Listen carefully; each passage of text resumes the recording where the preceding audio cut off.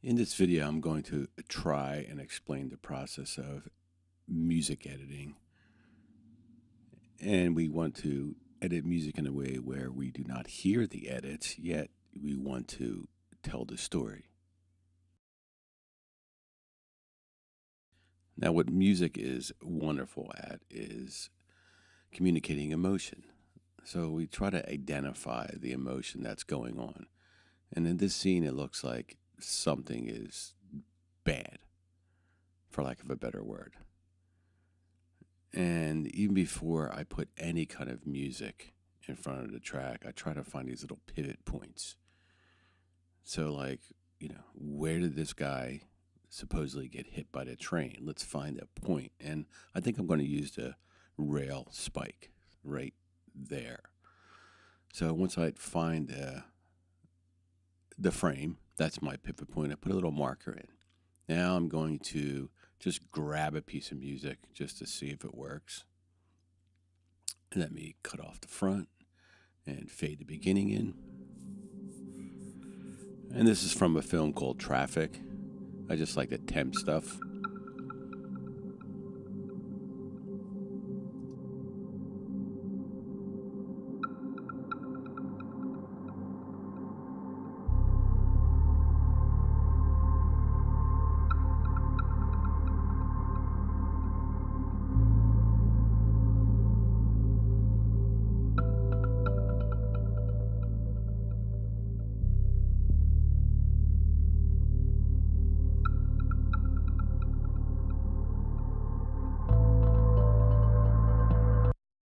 Well, it doesn't work at a certain point. It sets things up, but it doesn't pay off the way we like. I mean, we need something pretty dramatic happening as the rail spike, our pivot point. So I just drag something else just to get an idea, and it's from 7.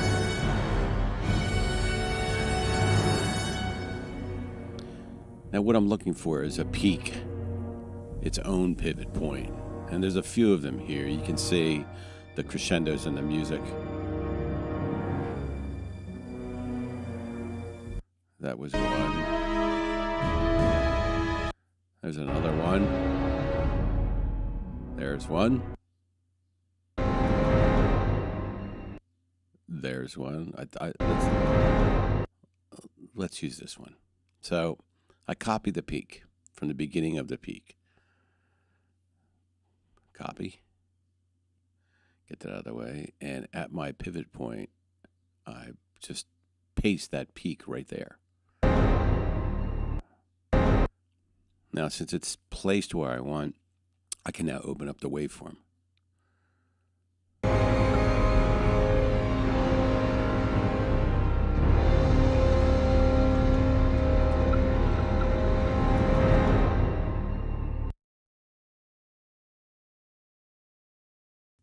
But I am going to have to, get rid of the green track. And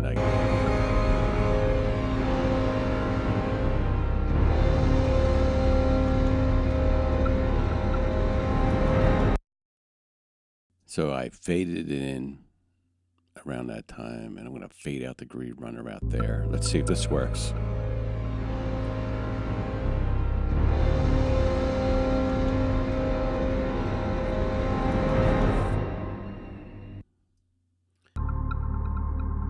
Listen again.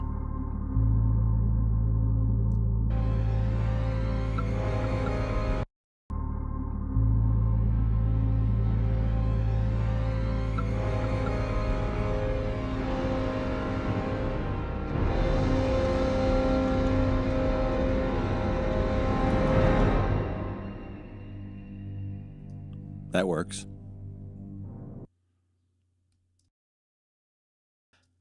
Well, I guess he's okay because he's having a cigarette. So let's change up the mood. And I grab this piece of music here.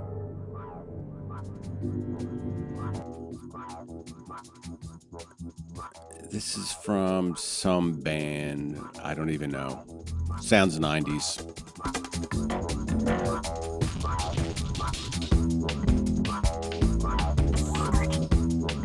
There's another pivot point there. Because there's a knife.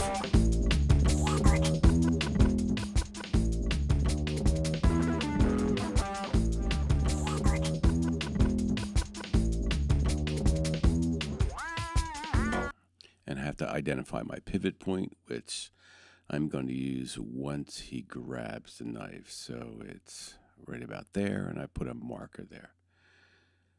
Now, classical music generally works well for scores because you can change music anywhere, and it works. Once you're into something rhythmic like this, there's a lot of rules to follow, and if we're going to cut the music, we have to cut it on the beat. So what I'm looking for here is the ending of the track, to give me some kind of ending, because I frankly just, can't stand fading out. That's lazy and doesn't really work, and it doesn't sound like it was done custom, which is what we're trying to do in editing music. So I found an ending. I'm going to paste it into my pivot point right there.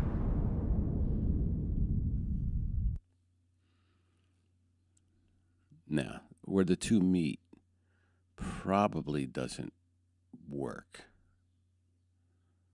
Let's get rid of the excess.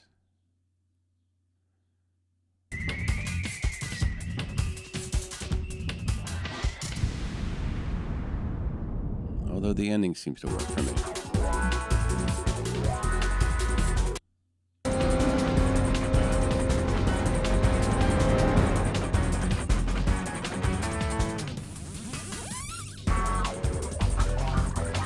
That part of the song in red is not going to work.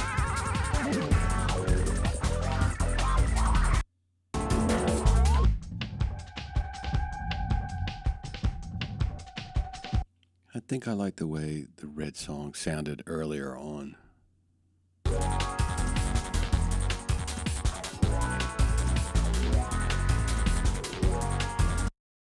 So I'm looking for the downbeat of this piece of music.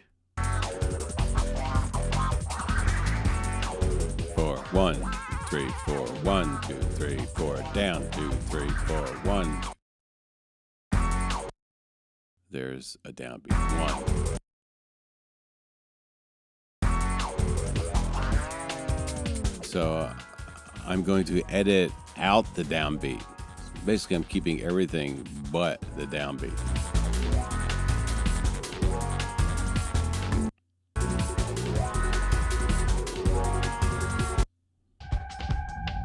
Four, 1, 2, 3, 4. 1, 2, 3. Okay.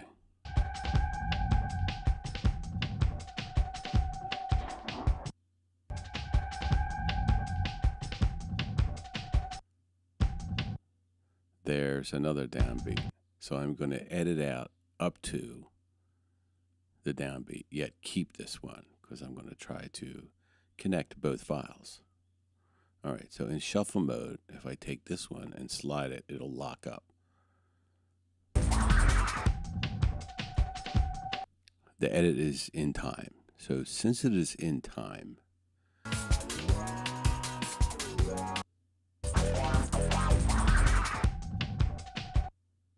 and most music from the 90s on was made with a machine click track, I could slide the transition point anywhere and it'll work. Here'll work.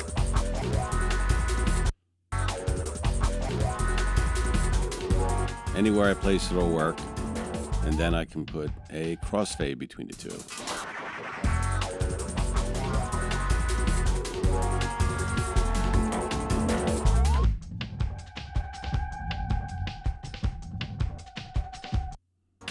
And the edit is seamless.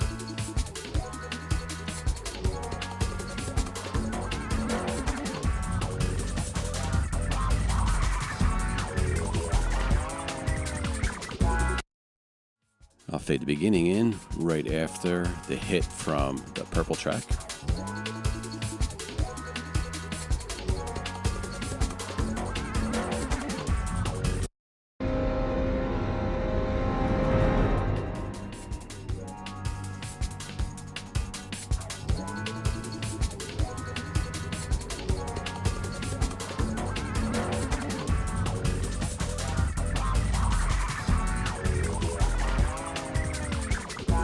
there's a very brief example of how to edit music to picture.